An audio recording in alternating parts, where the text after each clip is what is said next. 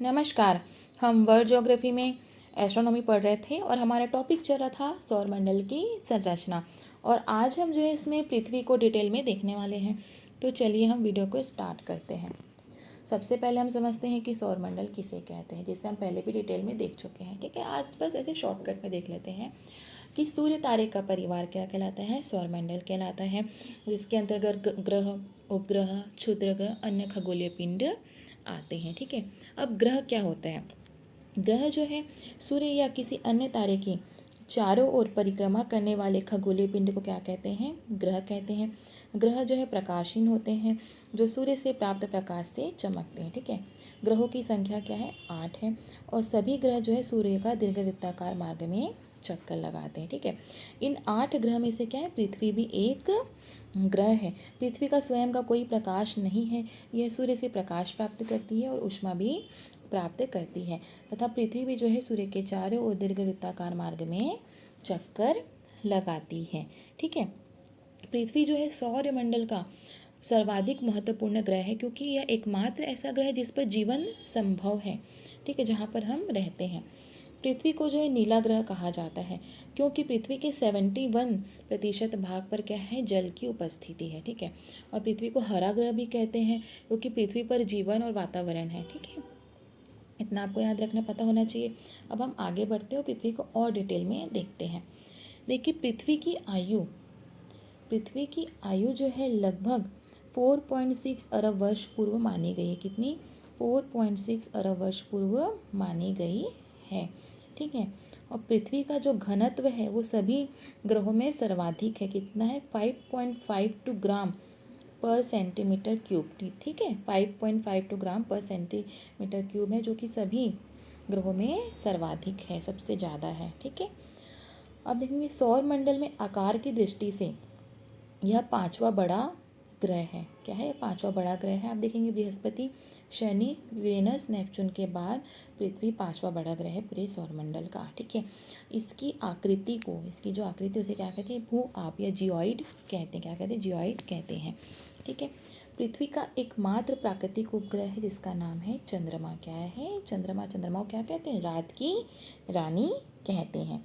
ठीक है, पृथ्वी की सूर्य से दूरी कितनी है? 14,95,98,000 किलोमीटर है। कितनी है? 14,95,98,000 किलोमीटर है, जिसे हम 14.96 करोड़ किलोमीटर कहते हैं। ठीक है, ये आपको याद रखना है। और आप सूर्य से दूरी के क्रम में देखेंगे तो पृथ्वी जो है तीसरे क्रम में आती है। पहले कौन आता है सूर्य से दूरी में? बुध आता है, बुध के बाद मंगल, उसके बाद आता है आपका पृथ्वी। ठीक है, इसको भी हम पूरा याद कर चुके हैं क्रम को, ग्रहों का क्रम। ठीक है, सूर्य से दूरी के हिसाब से। उसके बाद सूर्य का जो प्रकाश है वो पृथ्वी पर 8 मिनट 16 सेकेंड में पहुंचता है। कितना टाइम लगता है सूर्य के प्रकाश को पृथ्वी तक आने में? 8 मिनट 16 सेकेंड का टाइम लगता है। ठीक है, अब पृथ्वी की चंद्रमा से दूरी कितनी है? 3,84,000 किलोमीटर। पृथ्वी और चंद्रमा के बीच की दूरी कितनी है? 3,84,000 किलोमीटर है। ठीक है, ये आपको याद रखना है। अगर क्वेश्चन आएगा कि पृथ्वी के सबसे निकट का तारा कौन सा है, तो पृथ्वी के सबसे निकट का तारा है सूर्य। क्या है? सूर्य है। ठीक है, पृथ्वी का सूर्य के बाद निकट का तारा कौन सा है? तो वो है प्रॉक्सिमा सेंचुरी। क्या है? प्रॉक्सिमा सेंचुरी, आपको पता होना चाहिए। ठीक है, इसके बाद हम देखते हैं कि जो पृथ्वी है वह ध्रुवों पर चपटी है। पृथ्वी पूरी तरह से गोल नहीं है, वह क्या है? ध्रुवों पर चपटी है। इसका चपटी होने का कारण क्या है? इसका चपटी होने का कारण क्या है कि हमने देखा था पिछले क्लास में कि जो क्षुद्र ग्रह है, जो उल्का है, वो क्या होते हैं? ग्रहों पर आके गिरते रहते हैं। ठीक है, तो उनके गिरने के कारण इन पे क्या होते हैं? गड्ढे हो जाते हैं। इसलिए जो ग्रह है जैसे बुध, शुक्र, उस पर भी आपको गड्ढे दिखाई देते हैं, चंद्रमा में भी आपको गड्ढे दिखाई देते हैं, और पृथ्वी पर भी गड्ढे हैं, इसलिए पृथ्वी भी क्या है? थोड़ी चपटी है। ठीक है, तो आप देखते हैं कि पृथ्वी जो है ध्रुवों पर चपटी है। ठीक है, तो आप जब इसके नॉर्थ पोल और साउथ पोल को आप मिलाएंगे, ठीक है, तो ध्रुवों को मिलाने वाली जो रेखा होती है वो क्या कहलाती है? ध्रुवीय व्यास। ये जो ध्रुव है नॉर्थ पोल और साउथ पोल, इसको मिलाने वाली रेखा क्या कहलाएगी? आपकी ध्रुवीय व्यास कहलाएगी। जिसकी लंबाई कितनी है? 12,714 किलोमीटर। कितना है? 12,714 किलोमीटर। ठीक है, और आपकी जो भूमध्य रेखीय व्यास है क्या भूमध्य रेखीय व्यास इसे कहेंगे जो सेंटर में है भूमध्य रेखीय व्यास, और इसे ही हम क्या कहते हैं विषुवतीय रेखीय व्यास। ये कितने आपका 12,756 किलोमीटर। ठीक है, दोनों में आप डिफरेंस देख सकते हैं। ठीक है, दोनों में क्या है डिफरेंस है, लगभग 42-43 किलोमीटर का दोनों में डिफरेंस है। इससे हमें पता चलता है कि ये जो है ध्रुवों पर चपटी है, क्योंकि ध्रुव का जो व्यास है ध्रुवीय व्यास क्या है कम है, ध्रुवीय व्यास क्या है कम है।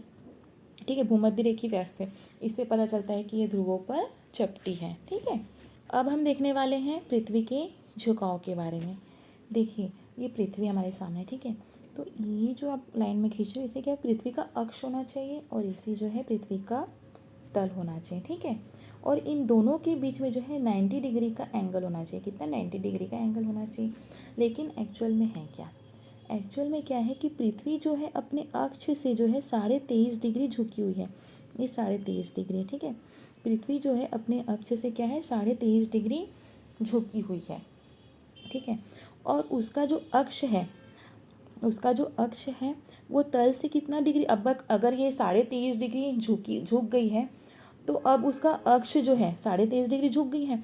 ठीक है, अब उसका अक्ष जो अपने तल से कितना डिग्री का कोण बनाएगा, वो 66.5 डिग्री का कोण बनाएगा। ठीक है, कितना बनाएगा 66.5 डिग्री का कोण बनाएगा। आप देखिए कि पृथ्वी अपने अक्ष पर 23.5 डिग्री झुकी है तथा पृथ्वी का अक्ष इसकी कक्षा के सापेक्ष, कक्षा में तल के सापेक्ष जो है 66.5 डिग्री का कोण बनाते हैं। कितना बनाएगा 66.5 डिग्री का कोण बनाएगा।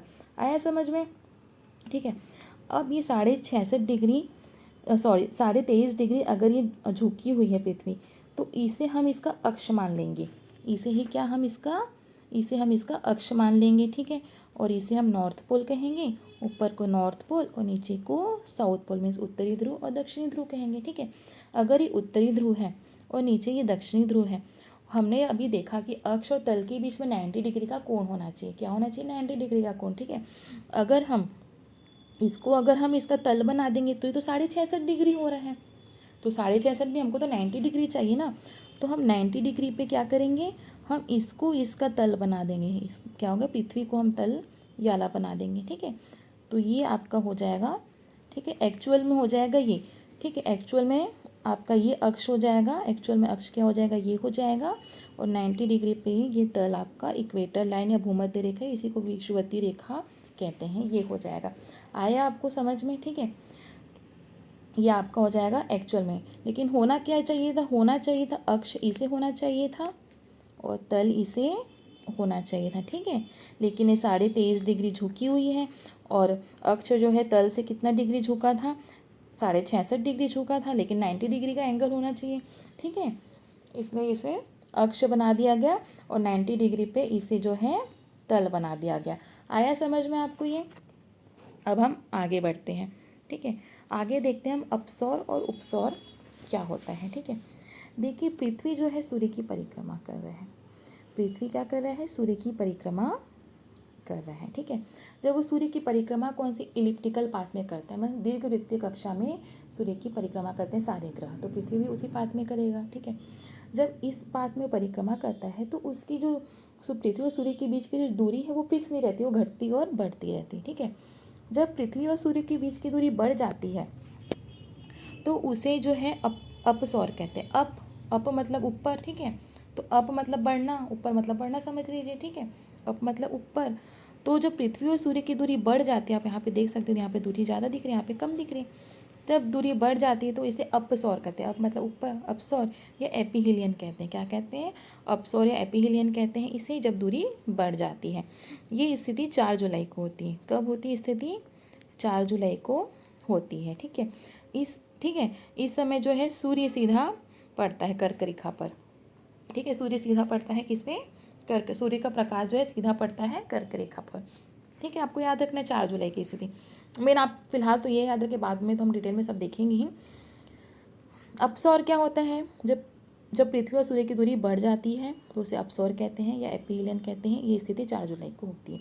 आपको मेन इतना याद रखना है। ठीक है, उसके बाद उपसौर क्या होता है, जब पृथ्वी और सूर्य के बीच की दूरी घट जाती है तो उसे उपसौर कहते हैं या इसे पेरिहिलियन कहते हैं। ये स्थिति कब होती है, जनवरी, कौन सी जनवरी को होती है, मेनली जो है ये 3 जनवरी की स्थिति होती है। ठीक है, ये आपको याद रखना है इसमें। उसके बाद जो है जब यहाँ पे दूरी बढ़ती है, ठीक है, तो देखिए पृथ्वी और सूर्य के बीच की दूरी कितनी होती है। पृथ्वी और जो सूर्य की बीच की दूरी हमने देखा था 14.96 किलोमीटर। कितनी होती है? 14.96 करोड़ किलोमीटर है पृथ्वी और सूर्य के बीच की दूरी। ठीक है, ये तो हमने औसत दूरी निकालते हैं, तो ये है 14.96 करोड़ किलोमीटर। लेकिन जब सर्वाधिक दूरी रहती है तो ये हो जाती है 15.2 किलोमीटर, 15.2 करोड़ किलोमीटर, सॉरी, है ना, 15.2 करोड़ किलोमीटर जब दूरी अधिक होती है। जब दूरी कम होती है तो होती है 14.7 करोड़ किलोमीटर। कितना? 14.7 करोड़ किलोमीटर। ठीक है, अगर आप इसको भारत के परिप्रेक्ष्य में याद रखेंगे तो कैसे याद रखेंगे कि जुलाई, देखिए जब दूरी बढ़ जाती है, ठीक है, तो ये जुलाई की स्थिति होती है। ठीक है, और भारत में क्या होता है, 4 जुलाई के समय क्या होती है, भारत में गर्मी होती है। इस समय सूर्य का प्रकाश जो है सीधा पड़ता है। भारत जो है नॉर्थ उत्तरी गोलार्ध में है, भारत के उत्तरी गोलार्ध में आप देखेंगे उत्तरी गोलार्ध में क्या सूर्य का प्रकाश जो है सीधा पड़ रहा है। ठीक है, सूर्य का प्रकाश सीधा पड़ रहा है और उसमें भारत में गर्मी रहेगी। हम नॉर्थ साइड, नॉर्थ उत्तरी गोलार्ध की बात कर रहे हैं। ठीक है, नॉर्थ पोल की बात कर रहे हैं। और यहाँ पर क्या होगा, आप देखेंगे नॉर्थ तो इधर थोड़ा खसक गया है। ठीक है, यहाँ पे नॉर्थ यहाँ तक था, यहाँ पे नॉर्थ साइड थोड़ा इधर खसक गया है। तो नॉर्थ में क्या हो जाएगा, सूर्य का प्रकाश यहाँ पर तिरछा पड़ेगा। क्या पड़ेगा? सूर्य का प्रकाश तिरछा पड़ेगा। तो भारत में क्या हो जाएगी, 3 जनवरी की स्थिति में भारत में जो है इस समय ठंडी रहेगी, सूर्य का प्रकाश इस समय तिरछा पड़ेगा। ठीक है, आपको ये याद रखना है। इसके अतिरिक्त आपको ये याद रखना है कि देखिए जब पृथ्वी जो है इलिप्टिकल पाथ में घूमती है सूर्य के चारों ओर, ठीक है, और पृथ्वी और सूर्य के बीच की दूरी फिक्स नहीं रहती, इसलिए इसकी औसत दूरी निकालते हैं। तो इसे खगोलीय इकाई कहते हैं। क्या कहते हैं? खगोलीय इकाई कहते हैं, या इसे, ठीक है, क्या कहते हैं? खगोलीय इकाई। ठीक है, आया। तो पृथ्वी और बीच सूर्य के बीच की औसत दूरी कितनी है? 14.96 करोड़ किलोमीटर, जिसे खगोलीय इकाई कहते हैं हम। ठीक है, उसके बाद आपको एक याद रखना है, एपिसाइड लाइन। एपिसाइड लाइन क्या होती है कि उपसौर और अपसौर को मिलाने वाली जो लाइन है, ये जो लाइन है इसी को क्या कहते हैं? एपिसाइड लाइन कहते हैं। क्या कहते हैं? एपिसाइड लाइन कहते हैं। ठीक है, उसके बाद हम आगे बढ़ते हैं, हम देखते हैं नेक्स्ट आपका कि पृथ्वी का घूर्णन। देखिए पृथ्वी का घूर्णन क्या होता है कि जो ग्रह होते हैं, ग्रहों का अपने अक्ष पर घूमना घूर्णन कहलाता है। देखिए जो ग्रह होते हैं वो सूर्य के चारों तरफ तो घूमते हैं, साथ ही साथ अपने अक्ष पर भी घूमते हैं। जैसे हम अपने जगह पर खड़े हैं, ठीक है, जैसे हम अपने जगह पर खड़े हैं, जैसे मान लीजिए ये सूर्य है, ठीक है, और आप जो आपका फेस जो है यहाँ पर है, ठीक है, और आप ऐसे खड़े हैं, ये आपका फेस है, तो सूर्य का प्रकाश आप तक पहुँच रहा है। ठीक है, ठीक है, ये पहले आप इस तरह से खड़े हैं, फिर आपने अपनी पोजीशन बदली, आप पीछे मुँह करके खड़े हो गए, क्योंकि आप पीछे मुँह के खड़े हो गए, और ये आपके यहाँ पे पीठ है, अब आपका प्रकाश कहाँ पर? पीठ में पड़ रहा है। ठीक है, तो कुछ इस तरह से पृथ्वी भी घूमती है, कुछ इस तरह से क्या होती है, पृथ्वी भी घूमती है।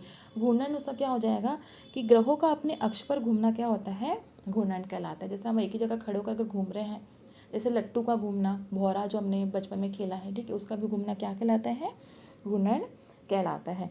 तो पृथ्वी जो है अपना घूर्णन पूर्ण करती है 23 घंटे 56 मिनट 4 सेकंड में अपना घूर्णन पूर्ण करती है। मीन्स इसे हम 24 घंटे कहते हैं, और पृथ्वी पर 24 घंटा एक दिन के बराबर होता है।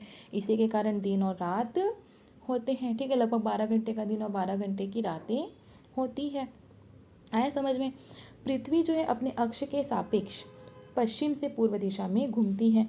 अब आप देखिए पृथ्वी, जो ये पृथ्वी है ये इसका पूर्व है, ये इसका पश्चिम है। पृथ्वी क्या आती है?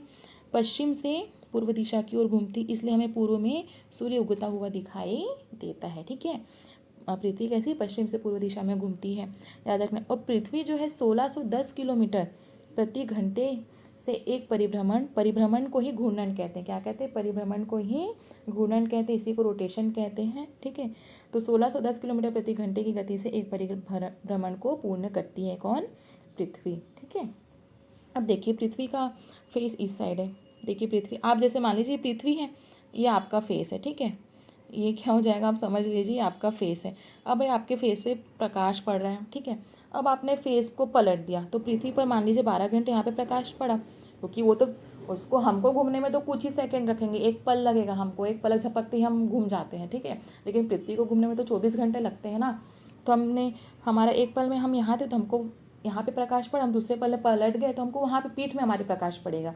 तो वैसे ही पृथ्वी 12 घंटे यहाँ पे थी तो पृथ्वी को 12 घंटे यहाँ पे प्रकाश मिला। अब पृथ्वी जो है पलट के इधर से इधर आ गई, ठीक है। तो अब पृथ्वी को कहाँ प्रकाश मिलेगा, यहाँ पे प्रकाश मिलेगा, और इस पोर्शन में क्या मिलेगा, उसको अंधेरा मिलेगा, ठीक है। तो इसलिए पृथ्वी 24 घंटे में क्या होता है, दिन और रात होते हैं। तो देखिए घूर्णन के कारण जो पृथ्वी पर बहुत सारी घटनाएं होती हैं, जिसको जो हम आगे डिटेल में पूरा देखेंगे कि पृथ्वी की गतियों को जब हम पढ़ेंगे तो अभी हम बस जान लेते हैं कि पृथ्वी के घूर्णन के कारण कौन कौन सी घटनाएं होती है। देखिए पृथ्वी के घूर्णन के कारण जो दिन और रात की घटनाएं होती हैं, ठीक है। पृथ्वी के घूर्णन के कारण ही सूर्य, चंद्रमा और अंतरिक्ष में जो अन्य खगोलीय पिंड हैं वो पूर्व से पश्चिम की ओर पृथ्वी के चारों ओर घूमते दिखाई देते हैं। पृथ्वी पश्चिम से पूर्व की ओर घूमती है, लेकिन पृथ्वी के घूर्णन के कारण हमें पूर्व से पश्चिम की ओर घूमते हुए दिखाई देते हैं सारी चीज़ें, ठीक है, अन्य खगोलीय पिंड। और पृथ्वी में जो है कोरियोलिस बल की उत्पत्ति होती है घूर्णन के कारण, जिसके कारण उत्तरी गोलार्ध में जो हवाएं चलती हैं, जो पवनें चलती हैं, वो दाईं ओर मुड़ जाती हैं, और दक्षिणी गोलार्ध में बाईं ओर मुड़ जाती है, और ज्वार भाटा भी उत्पन्न होता है इसे घूर्णन के कारण। तो इसको हम डिटेल में नेक्स्ट क्लास में देखेंगे, ठीक है। अब हम आगे बढ़ते हैं, पृथ्वी का परिक्रमण देखते हैं। पृथ्वी का परिक्रमण क्या होता है, ठीक है। तो ग्रह का सूर्य के चारों ओर चक्कर लगाना, ग्रह का सूर्य के चारों ओर चक्कर लगाना क्या कहलाता है, परिक्रमण कहलाता है, ठीक है। तो पृथ्वी क्या होती है, सूर्य के चारों ओर इलेक्ट्रिकल पाथ में चक्कर लगाती है, ठीक है। तो पृथ्वी सूर्य के चारों ओर देखकर वृत्ताकार मार्ग में चक्कर लगाती है। पृथ्वी अपना एक चक्कर 365 दिन 5 घंटे 48 मिनट 46 सेकेंड में पूर्ण करती है। और चौथा वर्ष जो इसका होता है वो 366 दिन का होता है, जिसे लीप वर्ष, लीप ईयर कहते हैं। इसमें जो फरवरी का महीना होता है क्या होता है, 29 दिन का होता है, ठीक है।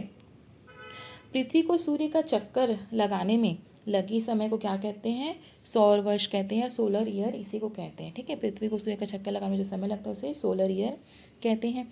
पृथ्वी जो है 30 किलोमीटर प्रति सेकंड की दर से एक चक्कर लगाती है। 30 किलोमीटर प्रति सेकंड की दर से सूर्य का चक्कर लगाती है, ठीक है।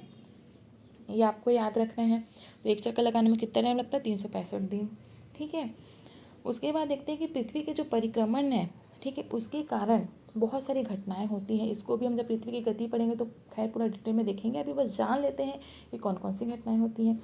जैसे पृथ्वी दिन और रात, पृथ्वी पर क्या होता है, दिन और रात छोटे बड़े होते हैं, ठीक है। आप देखेंगे गर्मी के समय में दिन बड़े हो जाते हैं, ठंडी के समय में रातें बड़ी दिन छोटे हो जाते हैं, ठीक है। तो परिक्रमण के कारण दिन और रात का छोटा बड़ा होना, ऋतु परिवर्तन, मौसम में जो परिवर्तन होता है वो भी परिक्रमण के कारण ही होता है पृथ्वी के, ठीक है। कर्क और मकर रेखाओं का निर्धारण होता है इसके कारण।